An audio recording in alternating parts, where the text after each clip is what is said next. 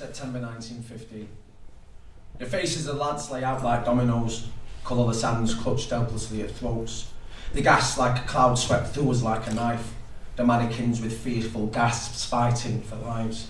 Legs drawn up in panic, knuckles white with pain, the gurgling agonies that sounded like rain again and again and again and again, the sound of gasps through terror-stricken cloth.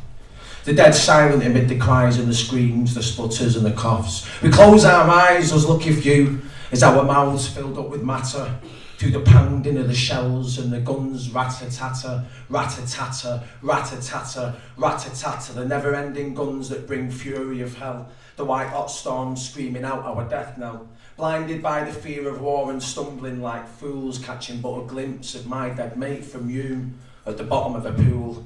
When the guns stop firing, it's time to make sense, but that's only a hollow recompense.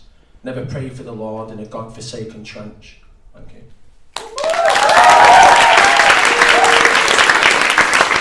What a lot of new kids wrote always all up and down here. Around about this time, 100 years ago, began the first pushes to recruiting young lads.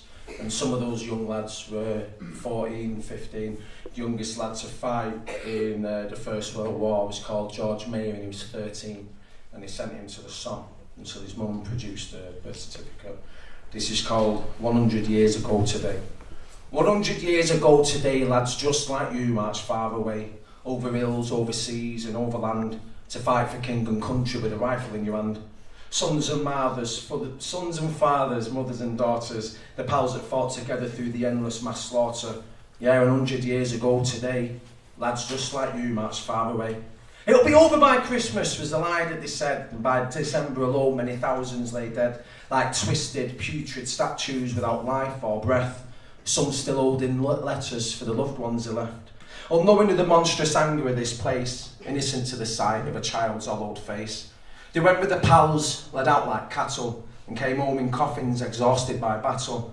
Some went as kids and came back as men, for the rate of your death was 4 in every 10. Only the honourable, they said, would need to call and fly, but 15-year-old John Parr would fight in Belgium and die. 100 years ago today, lads just like you marched far away, over hills, over seas and over land, to fight for king and country with a rifle in your hand. Sons and fathers, mothers and daughters, the pals that fought together through the endless mass slaughter.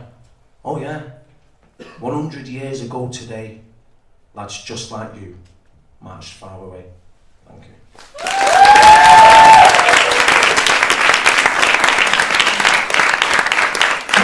And this is called The Sons of Manchester. From Fancy's fields to the shores of Gallipoli, lads from Hume and Moss Side marched in 2s and 3s. From Elwood to the Somme and Ypres, they marched side by side on a warm summer's day. Bound by duty no matter the cost, in stinking holes bitten by frost. The shells came thick like a storm of steel, men stripped of souls or a humanity to feel. A land strewn with corpses amid the stench of blood, uncountable numbers screaming in mud. From Fancy's fields to the shores of Gallipoli, men from Hume and Salford marched in 2s and 3s. From Elwood to the Somme and Ypres, they marched side by side on a warm summer's day. Snatches of sleep with gunfire ringing in their ears, haunted by pain stretched out like battered fear. Shell-shocked and streaked with blood and tears like Herbert Burden in his teenage years. A physical pain, he said, took hold of his heart for the men he loved and lost who all played their part. From Fancy's fields to the shores of Gallipoli, men from Longsight and Moss Side marched in 2s and 3s. From Elwood to the Somme to Ypres, they all marched together side by side on a warm summer's day. Young Tommy. The barbed wire holds him as he hangs loosely upon it. The deafening roar around him no longer holds fear. The battered landscape about him no longer obscene. Young Tommy far from home, not even 17. Unnoticed by the men below a sunset of golden beauty, the day's end is broken by the gunfire that dulls men's voices. The ground heaves in angry explosions of hate and regret. Young Tommy's war reflected on his rifle's bayonet.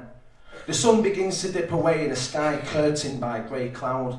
The first few drops of rain conversing quietly on tired helmets. A cry drowned by shell fire. Stop this bloody fight! Young Tommy on his wire, cradled softly by the night. The front line weaves like limbs reaching out in hope for splintered trees, a thunderous rapture of resurrection, and in the mud, stained with rust, as the daylight appears, young Tommy on his wire bed, his face streaked with tears. The wire holds him tight like a mother holds a child. No homecoming victory march with comrades in lines. No heroes welcome at all, just an unfair death unclean for young Tommy, far from home, not yet 17.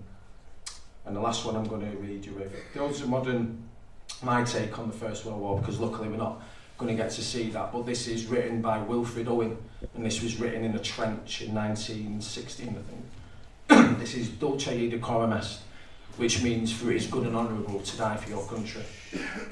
Bent double, like old beggars under sacks, not kneed, coughing like hags, we're cursed through sludge, till on the haunting flares we turned our backs, and towards our distant reds began to trudge.